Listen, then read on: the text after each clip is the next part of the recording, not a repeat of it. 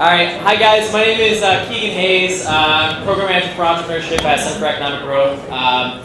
Awesome to see everybody here tonight, have an awesome crowd.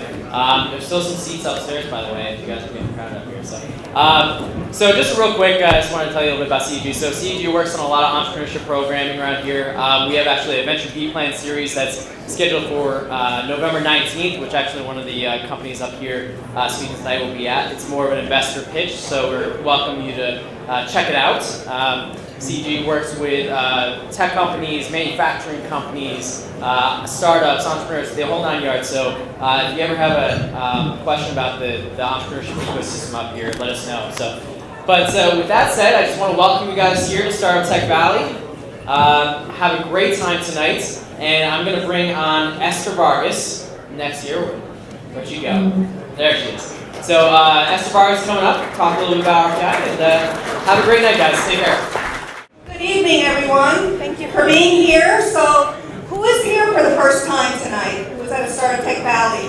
All right, well, it's about time you got out here, because this is the place to be to learn about entrepreneurship, to make connections, to network, and to hear about the emerging startups that are coming out here in the capital region.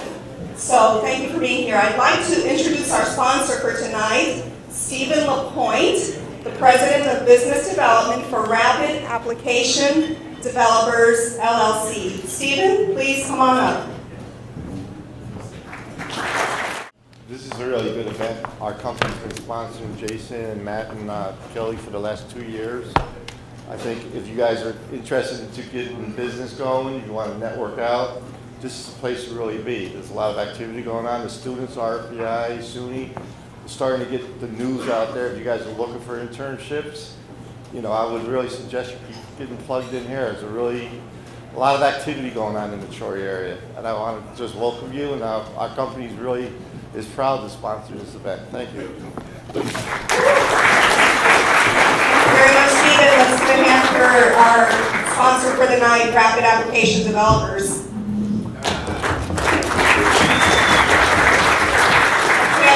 Folks standing up in the back. There is seating still left upstairs if you're interested in having a seat. And I'm Esther Vargas. I am the Director of the Emerging Ventures Ecosystem at Rensselaer Polytechnic Institute. And essentially that is the venture development and incubation program arm of Rensselaer. And we work with startup companies in the area and help them to accelerate their business growth. So I want to get right to the presentations tonight, and our first startup presenting tonight is RebateHero.com, presented by Anne-Marie Lanacy. And don't you just hate when your rebates expire? So Anne-Marie has a great solution to this. Hi everyone, great to be here tonight. I have my clicker, my microphone, and my card, all 2 hands and 3 items, so bear with me. Please no throwing of any bananas, so if anybody has any bananas, please keep them in your pockets. So nice to meet you all. Thanks for having me here. My name is Anne-Marie Lanacy. I'm going to skip back to the previous slide real quick. Whoop, let me just figure this out. Okay, so I included this slide because I thought I would know many of the people in the crowd, but I really don't recognize too many of you, which is really awesome. Many people locally anyways know me as the president of Green Tree Technology. We do custom software development. We work with a lot of startups. I was hoping some of our startup clients might actually be in the room tonight, but like I mentioned, I don't see too many. But we do custom software development. And as part of that, we 3 years ago have been working on this project. Finally just launched another company that we have spun out of Green Tree, and that's what I'm here to talk to you about tonight. So, as myself and my business partner Joe at Green Tree, we both also work together on the Rebate Hero project. I just included this slide. If things seem under control, you just are not going fast enough, because that's what I feel like with this project. Green Tree's we've been doing that business about 6 years, up and running, doing well, pretty sustainable, like I mentioned, working with a lot of startups and other kinds of companies as well. But as part of that, we thought, well, why don't we start another project? And really, it started as a project. It didn't start as a company. And over the last, I would say, 6 months, we finally figured out the business model. We're awesome at software development, and it was really like, is this thing ever going to make money? Who knows? We worked on it, we built it, we might as well give it a shot and put it out in the world.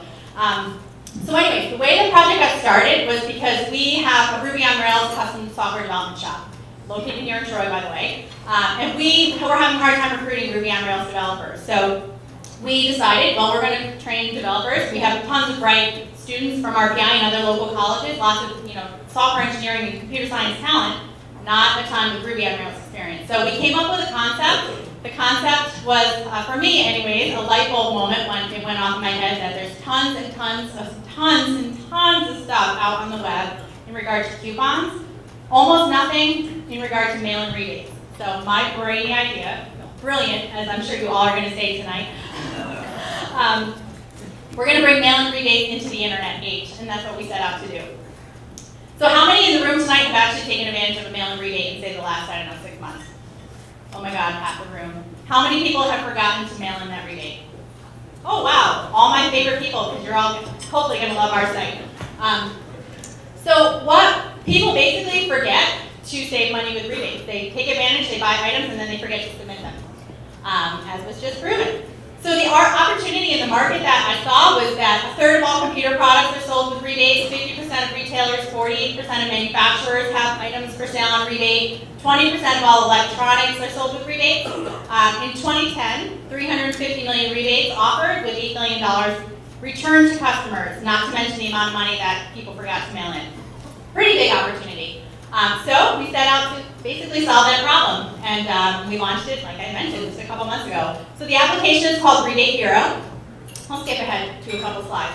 I included these screen grabs because I wasn't sure if we'd be able to do a live demo, but you can actually go out on the web today and you can find the application, www.rebatehero.com. So in our database, we have right now about 35,000 mail-in rebates.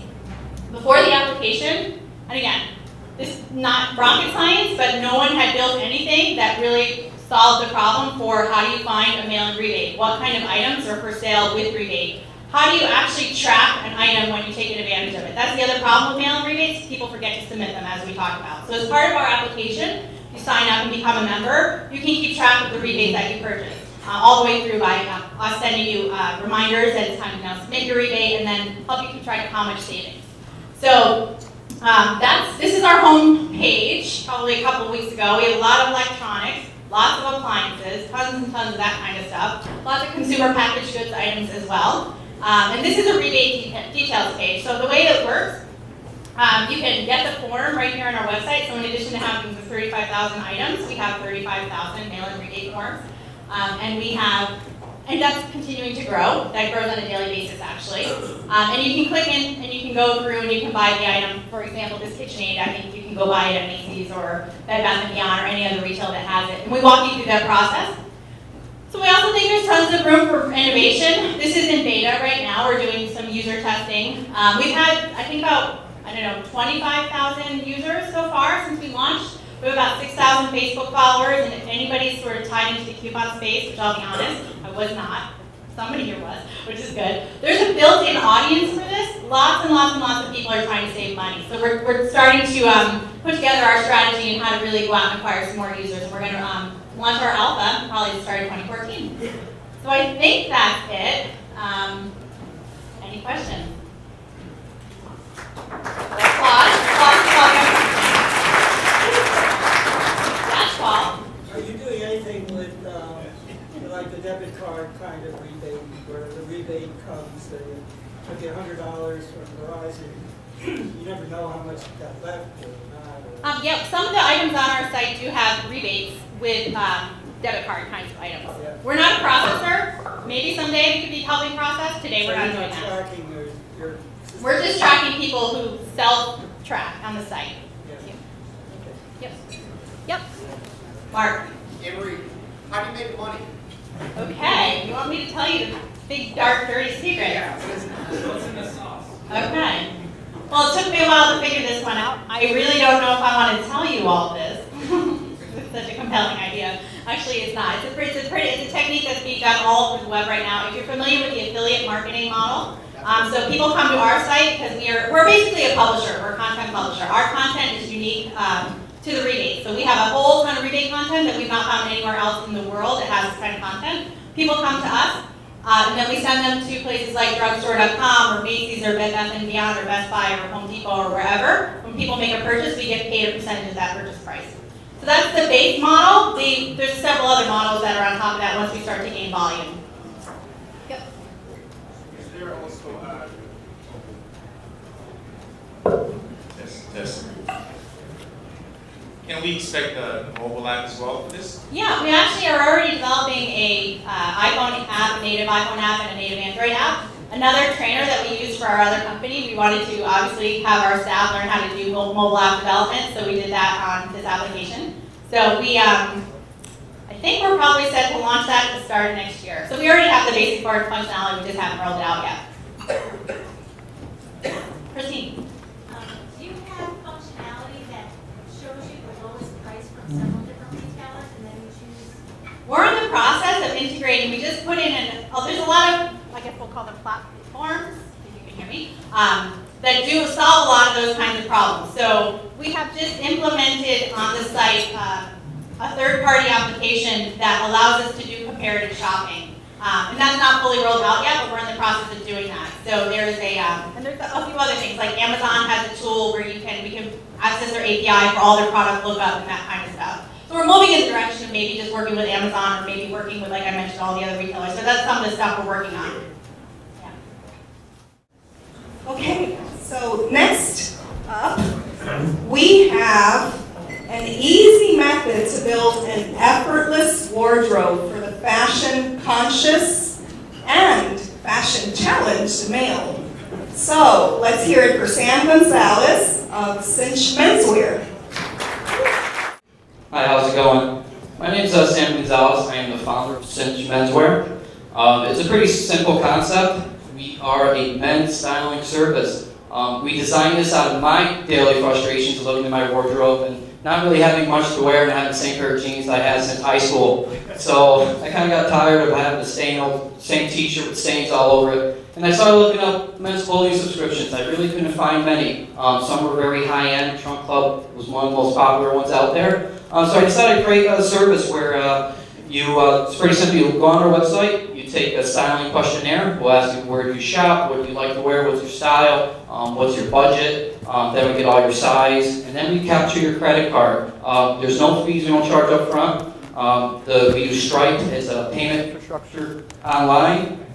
It has its PCI, the strictest requirements to secure your credit card information. Once we have that, you also choose between get an outfit monthly, quarterly, or on demand. There's no obligations. The reason we created this is that we're not your typical subscription service, so you're not obligated to buy. So even if you choose monthly, you can skip that month if something comes up.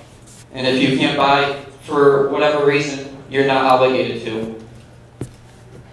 Most of our members are between 24 and 40 years old. Obviously, we do have members that are older. The average age is about 28. Most of our members join our service because they just don't have time to shop.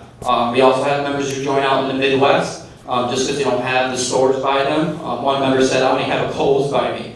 There's only so much I can get from Kohl's. And then we also launched a feature called the Cinch Club on Demand feature. Okay, we launched this in August. The reason being we wanted our members to have more control of what we're sending them. So what happens is we send out an email reminder members who are up for an outfit. So if either you're monthly, quarterly, or you need anything, we remind you to log into your account and fill out the Cinch Club on Demand feature. All it's going to ask you is what outerwear do you need, what tops, what bottoms, and you choose what you need, you tell us what your budget is, and then from there, we get it, and your styling questionnaire is all stored with us. We have a database where you keep your styling questionnaire, your profile. That way we know your sizes. This is a screenshot of what you would see. The very top is the styling questionnaire. As you can see, there's casual, business casual, the stores where you shop. And also on the bottom, that's kind of what the Cinch Club on Demand feature will look like. You would choose what you would need. So you would choose a pair of jeans or chinos and etc. And then at the end, you just tell us what your budget is. All right, we have spent $0 on advertising right now. We are growing organically. Most of our members find us on Google, searching our just searching our competitors. We are currently working with BYA Sports Group and PSI Sports. We recently, this week, we just sent out an outfit to Golden Tate, the Detroit Lions. He's the top 5 wide receiver in the league right now. He's going to be posting up the outfit and complete and put it on his Twitter account. That just helps us bring our business more known and hopefully draw more members to our site. These are some of the brands we offer. Onassis, Ben Sherman, J Shoes, 7 Diamonds, Mavi. We do offer either Kenneth Coke and Republic, but we kind of want to be different. We try to connect our members with 2 newest and hottest brands out there. We go to trade shows about 3 times a year, and we actually go to Kickstarter and try to find, entrepreneurs who have a brand new watch and accessories. That way we can connect our members to the newest, latest, accessories or jeans or shirts, whatever is out there. All right, this is my contact information. If you have any questions, you can send me an email. You can also visit our website, drop us an email if you have any questions, and that's it. Any questions?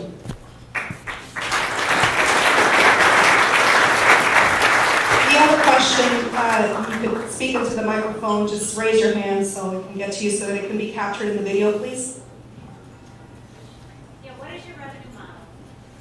Well, we get obviously, we work with the brands and we purchase at wholesale, and we price them out close to retail, but not full retail. One of our differences that we do offer some discount compared to our competitors. They charge full retail. But the profit margin is pretty high enough where we get it at wholesale. And obviously, the lines they might have, if it's an old line, we can get them for pretty cheap. Yeah, what is your user growth then?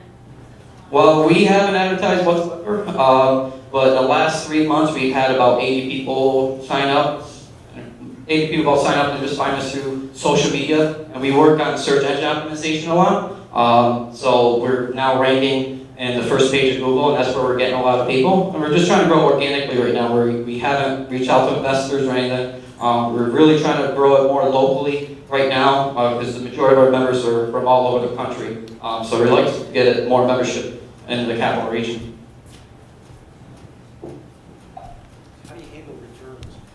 Okay, with the returns, we give you, when members sign up, they get 10 days to try to close before we even charge you. That's the benefit of our service. So you don't have funds tied up, not knowing if something's going to fit or not. If it doesn't fit you, or you don't like it, you can exchange it for something else, different size.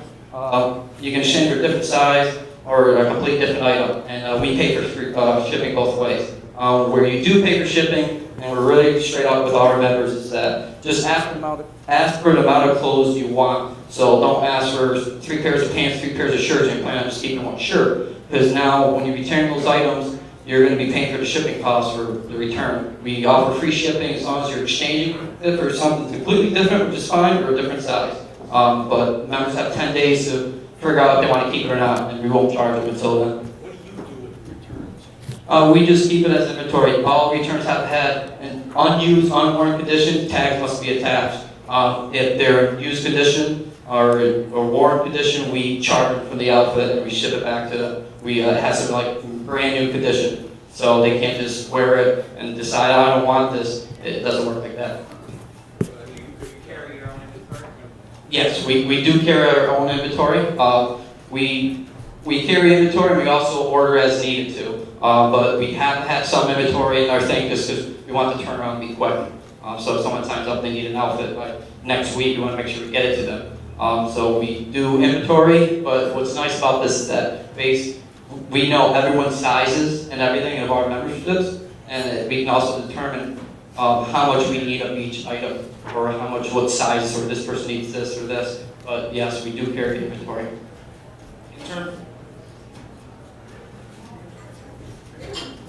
In terms of pricing, in addition to the price of the products, is there a monthly fee as well?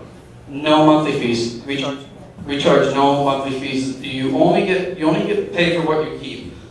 We don't charge, so you're not obligated. We're not a subscription service. There's no obligation to purchase. We pretty much set you bring the storefront into your house, so you can try to close the site what you want to keep. But no fees and no sign-up fee or anything like that. We have have room for more questions?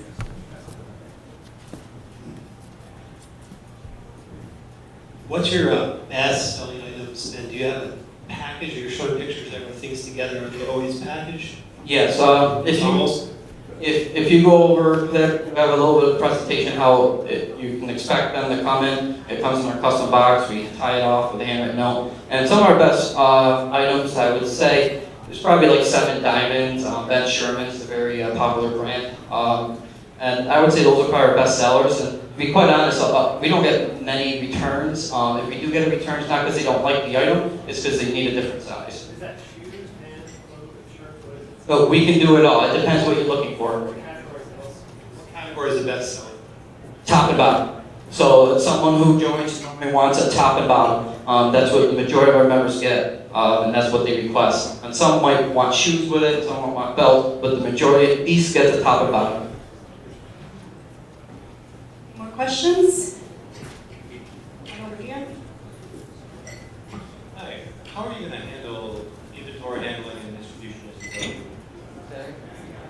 You said right now you hold all of your inventory, right? We hold some inventory, we don't hold a lot of inventory right now. But as we grow, we would obviously have to start more inventory as we grow. Sure, what's your plan for that?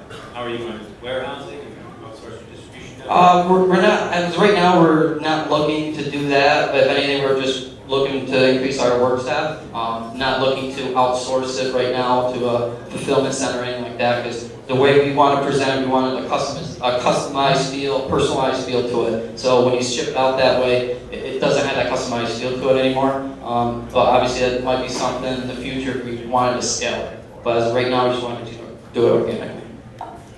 Okay, thank you very much. Sam Gonzalez with Rensselaer. Next up, we have Matt Walker with Empire Windrush, and their technology helps publishers build better visuals to make their content more interactive and engaging. Hello? All right, great. Thanks to Esther for introducing me again. My company's name is Empire Windrush, and my name is Max. And we believe in helping world-changing organizations tell their stories through data. So let's talk for a minute about nonprofits. Nonprofits are everywhere. They come in all kinds of shapes and sizes. There's huge international organizations like the Red Cross or United Way, and there are small local ones like church parishes and animal shelters. They do a huge variety of really meaningful things. They make sure that people get access to health care. They protect animals from abuse. They advocate for policy that will help people in this country and abroad. But the one thing that they all do, pretty much every last one of them, is communicate with the public. They try to get out there their message, their information about what they've done, the research they've built. And this is so important to their success that they tend to spend 10 to 15% of their budget doing this. And they do it in a whole bunch of different ways. Television and radio ads are popular with larger organizations. Social media has become very popular recently for this. But one of the most valuable things they can do is use the amazing research and data and content that they produce as an organization to make meaningful and useful web content, article format web content. So this is how they do that now. This is a white paper by an organization called the Urban Institute, which is a nonprofit based in DC. And this is about a program called CHIP, the Childhood Health Insurance Program. And it's a really important organization that makes sure that children have access to medical care, even if they can't afford it.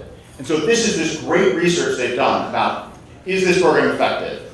Is it equitable across racial and socioeconomic divides? Is it more effective in some geographic locations versus others? Are there things we could do to make this program better? And this information is important to a lot of people, and very many high number of people are interested in finding out about this, but they won't get it from this. Because this is a 130-page PDF, and it's dry. And you can't really share it on social media, and it doesn't really convey the information. They spent so much time and effort building.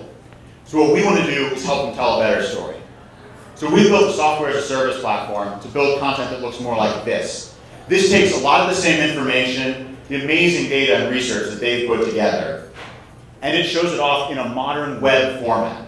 It has charts, interactive charts built right in. They can just drag and drop their data in that they want to showcase. that can show information in a way that they can't easily do in a PDF, and it can also show it in a way that engages users and increases stickiness and retention of information. And their data is super important to them. They are a very data-driven organization. So what we want to do is help them pull their data in from wherever they have it and make sure that they don't have to go through and manually update it every time it changes. So we built a system where they literally just link the data in from their spreadsheet or data source, and then when they change that, when the research assistant goes in and realizes that some number is off or there's a new version of the model, it just updates automatically in their feature piece article that they produce with our content. And not just the charts, it also updates the text and other places where the data point is mentioned. And the editing experience should be really seamless for this, so that they can produce content that their audience is going to love, and they're going to know that the content is correct and engaging the first time. So what we've built is a way where they edit in line, rather than going and trying to figure out which box on some website goes to their content. They just click the thing they want to change, and they can change it. And lastly, it's super important that these organizations can communicate with as much of their audience as possible. 60% of web users are on mobile phones at this point, and that means that their content should be responsive and mobile ready by default. And so we bake that right into our system, so they don't have to go and think about that as an afterthought. Oh, what happens if somebody comes and looks at our content on an iPhone? It just works. It's part of the whole process. So if you think this is a pretty cool idea and it can help a lot of important organizations like we do, there's a couple of things we're trying to get. One is we are looking for great organizations to work with, nonprofits and charities in the area that are interested in using our technology to tell their story and get their message out there. The other thing is we're looking to raise investment. We've bootstrapped so far, we've built a product and started building relationships, but to grow, we really need to raise funding, and that's where potential investors come in. Thanks. This is my contact information, and if you have any information about that or any questions or comments, send them here or find me after, and if you have any questions now, I'd be happy to take them.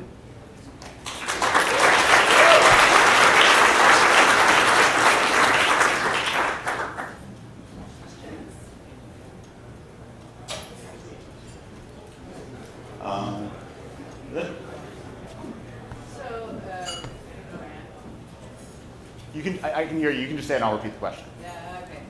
So Max, I see some, fancy bar charts or heat maps or whatever. So is there an element of infographic development? Yes.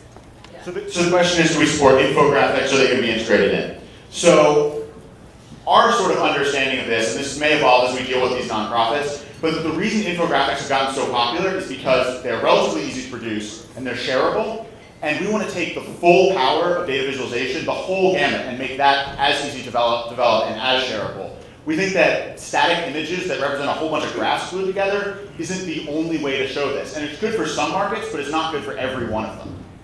Does that answer your question? So is that a yes or no? Yes, you're our product is more of a counterpart to infographics than it is a way of building infographics. Nope. Okay, next question over here. David Solonoff, president of the Internet Society of New York. We do a large amount of video production rather than production of text material. Are you looking to go to a point where you can help us, for example, edit the video material that we produce? At this time, we're not looking at getting directly involved in the video editing process. But integrating video into their web presence is something that we believe very strongly in. So when we talk about charts and graphics and things like that, ones that were embedded directly into the video would have to be authored in our platform, then recorded and integrated into the video with editing. But if they wanted to show the video beside graphics and text, that's something that we support. I don't know if I'm the one picking the questions or the mic is just okay. We should talk a little bit about your revenue model. Could you talk a little bit about your revenue model? Yeah, so what is our revenue model? So we're a software as a service business, which means that we're selling a subscription, right, to our authoring platform. The content that's created with our platform is not directly linked into our platform. It can be exported and displayed on whatever website they already have. But in order to keep generating new content, they'll have to pay a monthly subscription fee. And if we're talking about the market size, nonprofits account for 5.6% of the US GDP. They're actually a really big market, and they spend a huge quantity of money on communications. So what we're looking to do is actually reduce their costs that they spend on these communications. I was a web developer for a while, and I worked on the other side of a lot of these projects, and I found that they were spending $25,000 to even $100,000 to build these one-off presentations that we can offer a subscription fee where they can author it themselves with their in-house resources instead. Does that answer your question? Or? All right, time for one more question here. More? Okay, here we go. Two quick questions. The first is, have you thought about any for-profit companies and sort of data sheets and white papers that get stale and sit out? So, have we thought about for-profit companies? For-profit companies have some of the same issues we're talking about, but they have sort of different goals. They're sometimes writing white papers in the way that nonprofits do, but sometimes they're also producing white papers as more of a marketing tool, and so that doesn't exactly fit with the way that we're designing our content now. It's more of a advocacy tool. And the other is, do you get, say, raw data and make a determination as part of your process how to visualize that data, or is it something where someone's already come to you with visualization? So basically our goal is to put the tools to take their data into their hands. So we're more than happy to offer consulting about what the best way to do that is. We care very much about data visualization and data, things like that. But if they want a pie chart, whether we want them to have a pie chart or not, that's their decision, and the tools are in their hands to produce it the way they want. All right, we have 2 more presentations to go. Our next one is for all of us who like to eat out, is a solution where you can see daily specials menus from your favorite restaurants in one place, online, and in advance. So we have Zach Vogel from Rome Plate. Before I talk about myself or Rome Plate, I have something to read. The chicken africano crepe.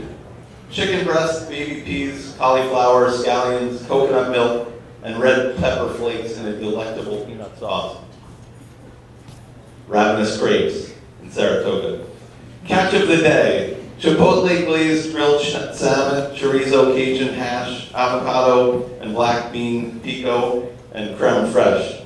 Tala Bistro in Latham. Steamed cod, butter poached lobster, chorizo, beet greens, leeks, cremini mushrooms, and shaved black truffles in a lobster broth. Mingle on the Avenue, the Mingle in Saratoga. So, by a show of hands, who here has eaten any of these specific dishes before? Wow, a couple of you. And by a show of hands, who heard something on that list that they thought sounded good that maybe they would want to try? Great, everybody, including a couple of you, everybody else, hopefully. So that's what Rome Plate is all about. I think the best thing that you could do in this horribly leaden building that we're in is ignore me for a second, pull out your phones and type in romeplate.com and have a quick look at the site while I'm talking. That would help, because it might even help with some of the questions and answers at the end. And eventually, hopefully, I'll get some suggestions on look and feel of the site, because this is brand new. So, I'm Zach Vogel, I live in Saratoga Springs, and I just had this concept kicking around in my head for many years, and then I had a little bit of a career change and decided to go for it. So it's self-funded, it's a brand new startup, it's a few months old. And essentially the thinking was that when I'm a local and I go out to eat in Saratoga Springs, there's no real compelling reason to browse online. We'll go out on a Wednesday night or whatever when we don't need reservations. We kind of know what's on the main menus of the restaurants in town. We're not going to go to Open Table to book a table. We're not going to go to Yelp to read reviews because we know how many stars in our own head Chianti's gets. So, and it struck me that there's one piece of information that's sitting in the restaurant each night that we don't really know about. And those are the daily specials. And a lot of people that I talk to are like, oh, well, I don't usually order off the specials menu. And then we talk about it a little bit more, and I think part of that comes down to luck, because you have to pick the restaurant that you're going to go to first. And then you show up and you're like, oh, those 3 things didn't really appeal to me. But there's a list that's 25 times that long that's becoming available online that you can browse. We browse for everything online now. Maybe I'll go to the next slide to show the list. This is the kind of the about page. So this is what it looks like on a desktop site. On the mobile sites, as you'll see, it doesn't have the full descriptions, but you can tap on the dish and it'll show you the descriptions. It will show you the dates if it's not just a daily special. For now, I kind of encourage some of the restaurants to put happy hours and running deals and discounts on it and things like that to populate the site, because there's a bit of a chicken or an egg issue with getting enough on the list to get people to look at it and to use it. So the other problem is that restaurants have is that they're under huge pressure to market themselves via social media, emails, and other ways that some of their competitors are doing. A lot of them they're doing it at all different levels of effectiveness. And what's happening is it's becoming overwhelming. If you try to follow 5 restaurants on Twitter and like 5 restaurants on Facebook and give your email address out, all of a sudden you're getting pushed all of this information that certainly isn't when you're thinking of going out to eat, and it's not necessarily a restaurant that you, or not a restaurant, but like a piece of information that you want. It might be some Tuesday night in January that you get second entree for half price, but you're thinking of going out to eat tonight. So this hopefully is the answer to that. It's a browsable aggregation of restaurant specials. We've started in Saratoga and have about 20 to 25 restaurants there. Now in the Albany area, Troy, I haven't done much here yet, but in the Albany area, it's up to about 7 or 8 restaurants. And so the trick is getting enough on the list, and that's where I'll ask you for help. Check out the site. If you like it, recommend it. We can all collectively make this thing work by it being mentioned, especially to restaurants. My friend Sarah earlier at the bar said to me, "Oh, if I knew when Mingle had that ceviche, I would absolutely be there." And I said, "Well, Mingle's on the site, but it's only 3 days out of the 7 that they put their specials up because they just forget. And then those couple days go by and I call to remind them." And I have had some feedback from the restaurant owners that have said, "Oh, someone came in here and told us about Rome Plate," and that's huge. They do ask me for tracking, like reports and things like that, and I do give them a little information on how many people are on the site and what they're using the site for and things like that. But one conversation that you have with a restaurant that you love, if you say, "I would love to know when you have this," or "Have you heard about Roll Plate," is worth 10 times all that.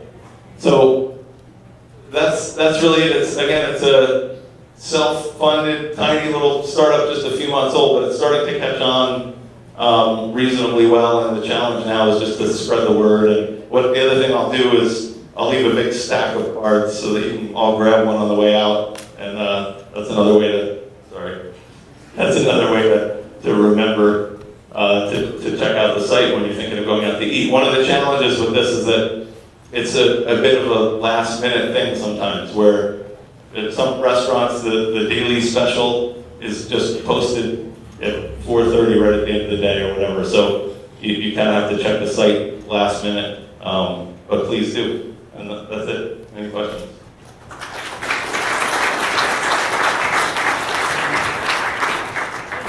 Sounds like the whole key to getting this to work is to actually get the restaurants to post their daily specials. Right. I mean, if they forget or if they don't do it, then no one's gonna, it's gonna be unreliable. Nobody's gonna go to it. So I'm just wondering, how are you solving that?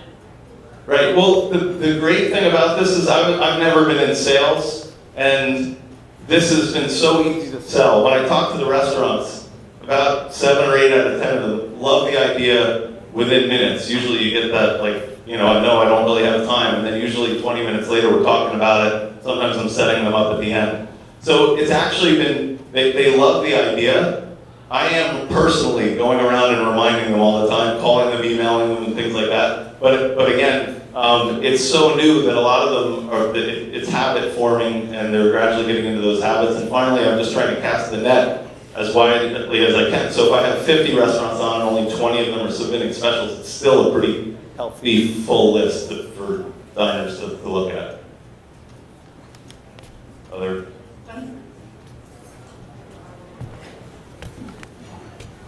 What's your competitive advantage over sites like Yelp and Grubhub? I think that's kind of the key to what makes, one of the keys that I think makes this work. All of those other sites, you basically have to pick which restaurant you want to look at, and then you drill into it. If you want to read reviews on Yelp, you pick the restaurant, and then it's the 4,372 reviews, and you can start reading.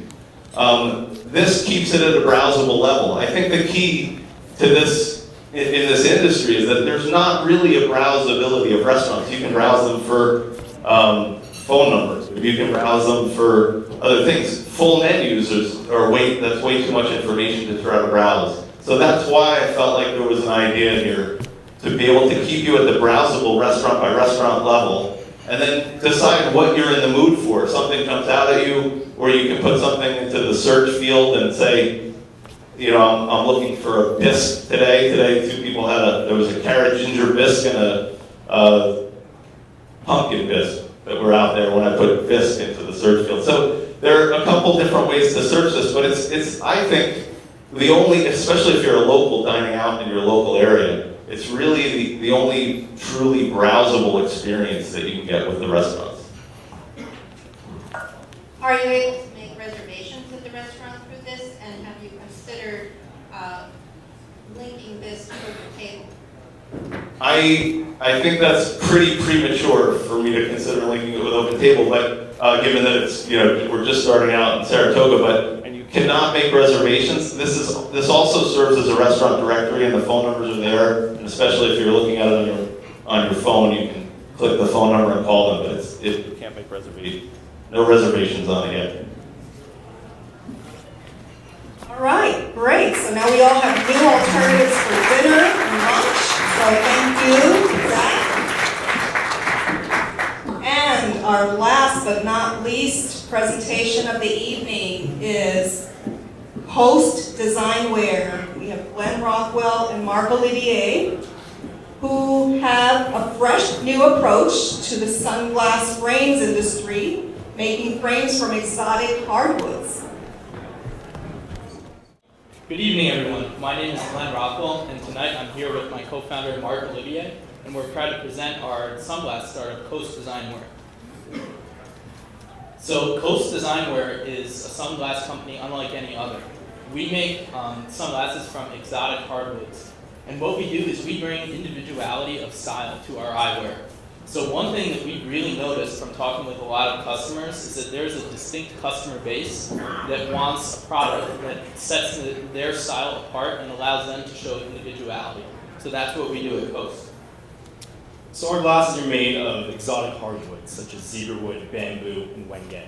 And what we found is that our customers really want a pair of glasses that's different from what we're seeing in stores, plastic, acetates, and metals. And these woods provide that aesthetic feel that they're looking for.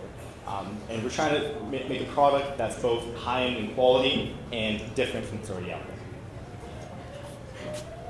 So the Coast advantage is that we offer our customers a product that offers them something distinct and new in their friend group. So essentially, wood is one of the most organic materials out there. Yet why, when you go into a sunglass shop, do you not see wood frames? So the unique thing about wood is that every pair of our glasses is different than the other from the natural beauty of the wood itself. So we are able to offer unique custom wood sunglasses at an affordable price. Our target price point is $120 per frame. So it's accessible to our users and they're able to enjoy this unique style. So over the past 3 months, we conducted market research, talking to customers and businesses about our idea and seeing if this is a viable product. And from that, we got an overwhelming amount of good responses. We talked to a few boutique shops in New York City that said that once we get manufacturing taken hold of, that they'd be very interested in holding our frames. And from customers, they said, yeah, why isn't this already out there? Why isn't this already blown up? They keep seeing these plastic frames and these metal frames all over the place, yet it just had everyone being copycats and repeating themselves over and over again. So we think we're headed in the right direction, and we're looking to keep moving forward with manufacturing and getting over that hump. So our target market, as Mark started to talk about, is 18 to 35-year-olds. These customers, from what we learned through our market research, they have a natural affinity for kind of organic and natural materials, such as wood, and also materials that are sustainably sourced. And then also customers who are appreciative of a quality design. So when you walk into a sunglass shop, what you'll notice is tons and tons of metal frames and plastic frames and acetate frames. But what you don't see is a nice wood pair of sunglasses like this. So that is really what we're bringing to the market here. So if you look at the current markets for eyewear and sunglasses, it's pretty much dominated by this company here, Luxottica. So all these brands here up on the screen, when customers purchase one of these pairs of frames, they think that they're buying something unique and new, but really it's all made in one factory in Italy. So we're just trying to get that awareness out there that we can get a much more unique and personal product out there. So there are a couple other companies out there, such as the ones listed here, who are also experimenting with wood sunglasses. However, their designs are either uninspired or their price point is way too high. The one up there at the top, Schwood, their average frame price is around $300 to $350, up to the $1,000 range. And then you can see the pair up there is made by a company called Woodsy, and the design is really just not up to par of the customer base that we're going for. So as far as partnerships, we have an official partnership with Carl Zeiss Sunlens over in Italy for the lenses. We had the pleasure of speaking with them over the summer in New York City about getting their lenses exclusively in our frames. Now this, in the eyewear industry, this is a big deal because all the top brands have Zeiss lenses, CR39 polarized in their frames. So we're happy to be able to work with Zeiss on that.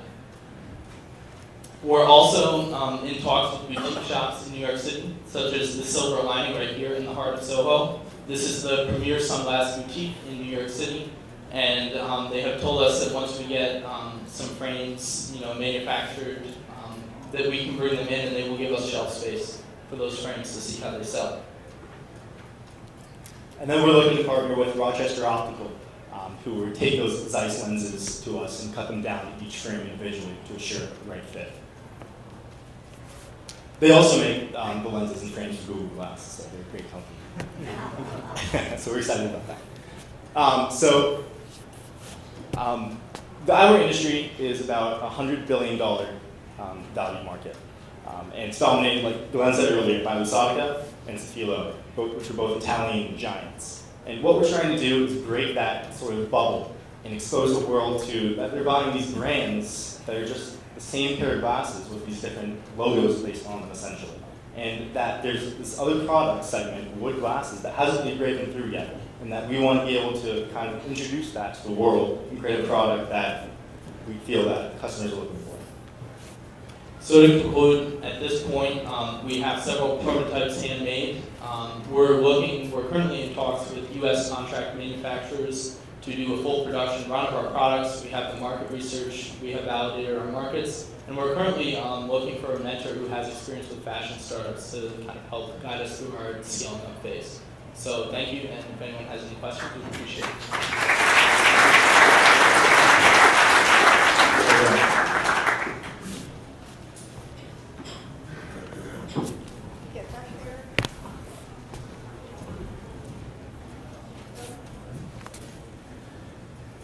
Have you looked at digital fabrication methods so that you can customize each, pair of glasses to the customer? So customizing each frame for customers. We did look into that at the beginning, but we made a pivot from that because it was too complicated at the time. So we initially wanted to create a frame that the customer can create and put together essentially with different types of woods. But right now we're just focusing on just one pair of frame with one type of wood, with a line of different woods for each frame.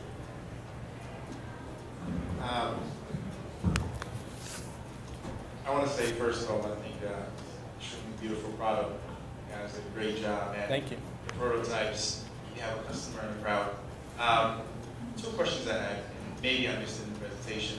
First question is, what does it cost?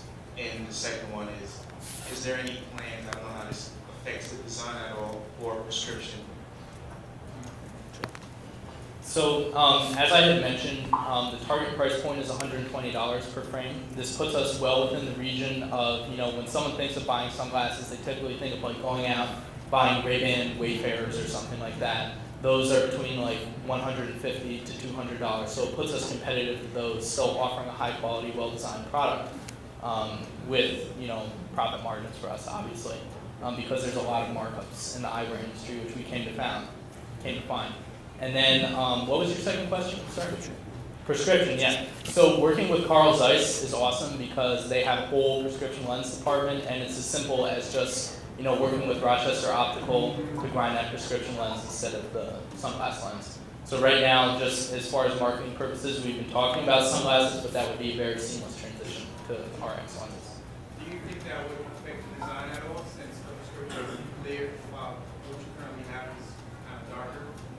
Right, well, obviously, like, let's say someone has a really strong prescription, they may have to have a thicker frame or something like that to accommodate the lens. But as far as the design itself, we're able to kind of create that around the lens in a CAD model on the computer, and then through our manufacturing process, which involves laser cutting and then bending the wood. It's really a very adaptable process for stuff like that.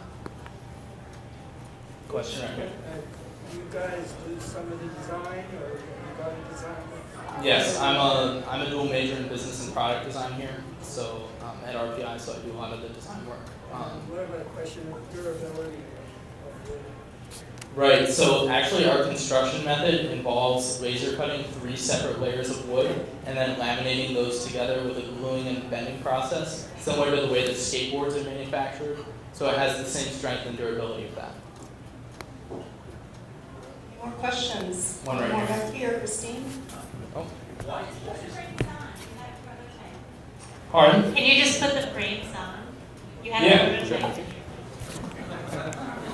This is modeling. Yeah, so this is like the classic like Wayfarer style here. It has a very nice fit and finish.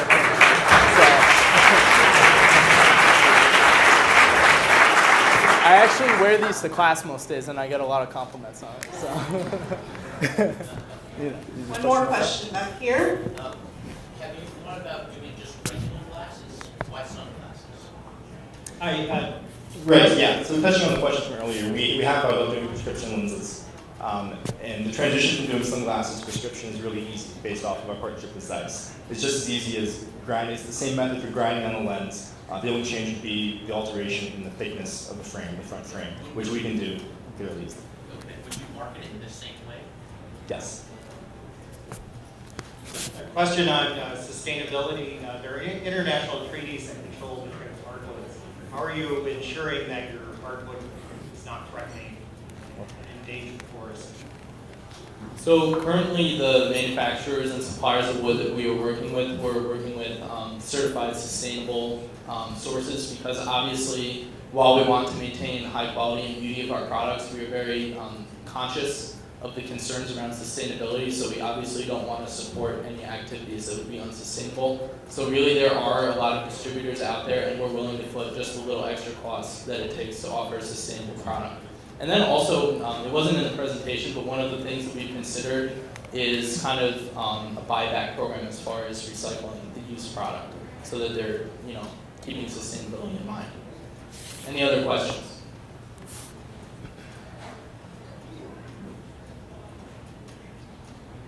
All right.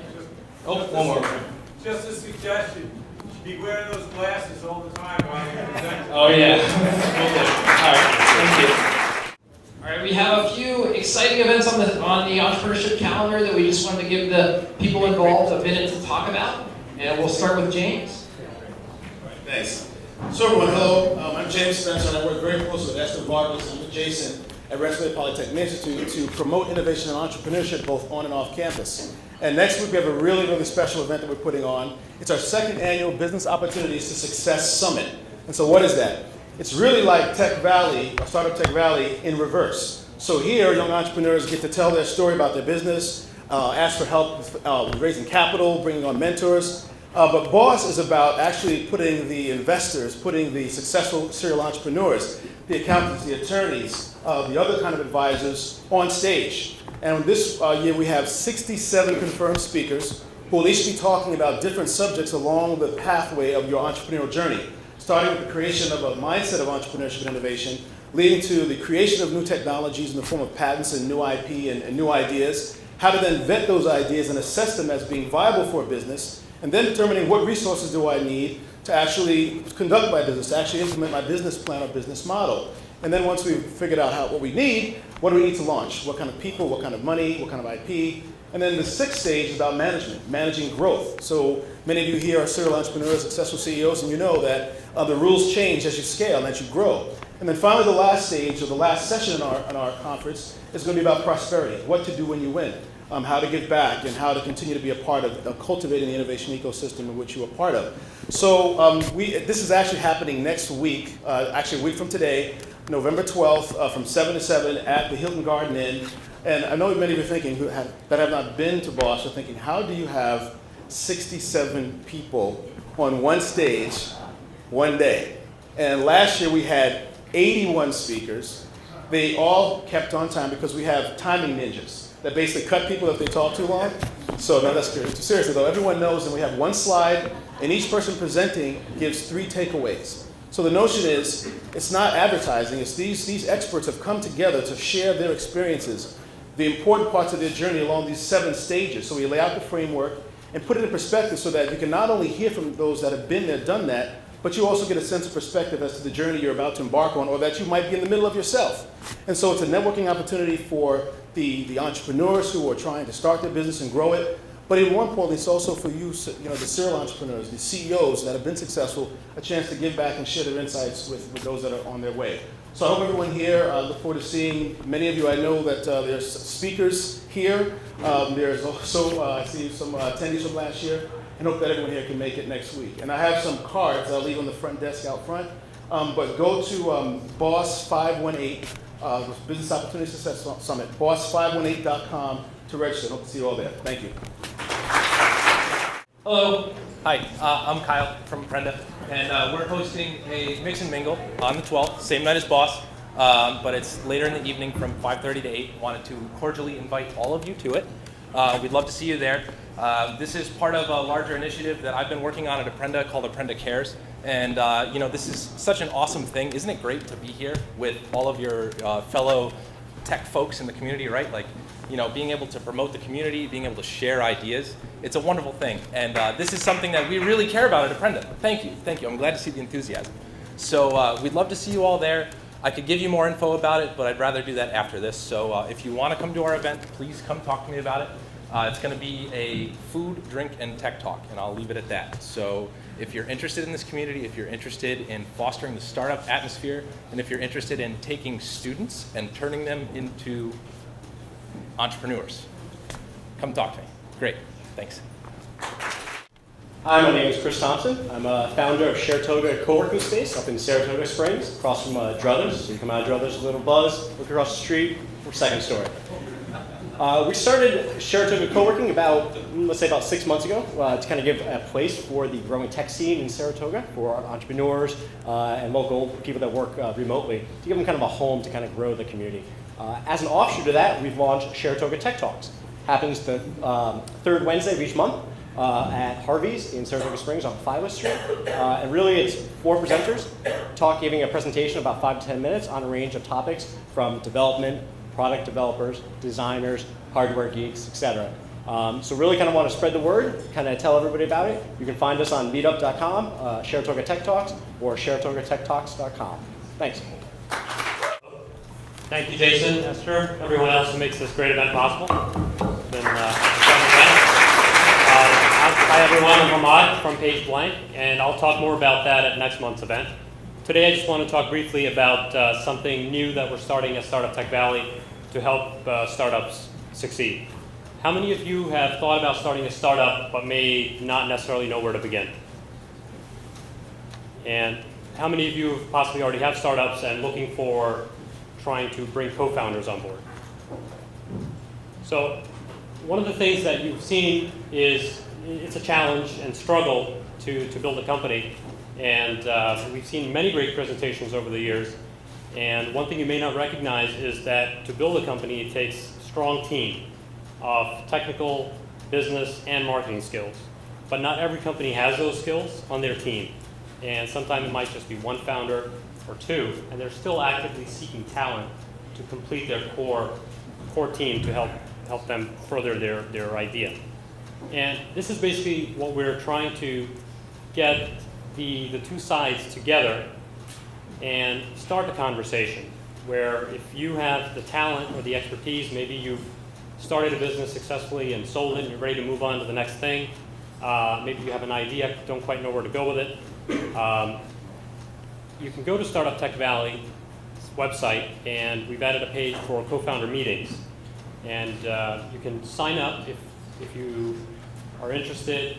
Tell us more about your business expertise or skills, and that information will be viewable by other startups and businesses in the area who are looking to potentially team up in some way. And this is meant to be an initial stage just to get the conversation started. And they might reach out to you, have a meeting, and use that as a starting point that may lead to eventually a partnership of some sort, or potentially even becoming co-founders with a startup. The website to go to if you're interested is startuptechvalley.org. And if you need any other information, you can find it on the co-founder meetings page. Or if you have any questions, you can see me or Jason. Thank you.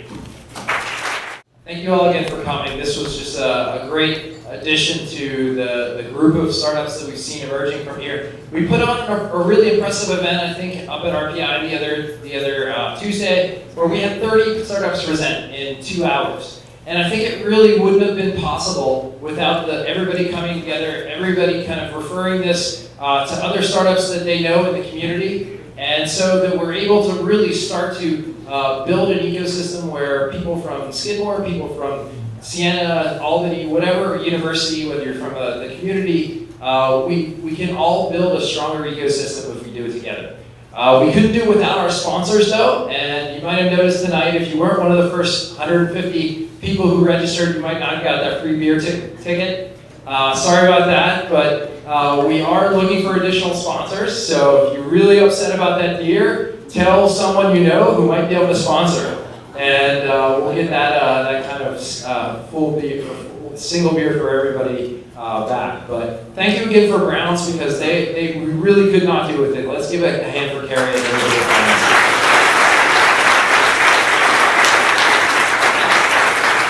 With that, drive safe.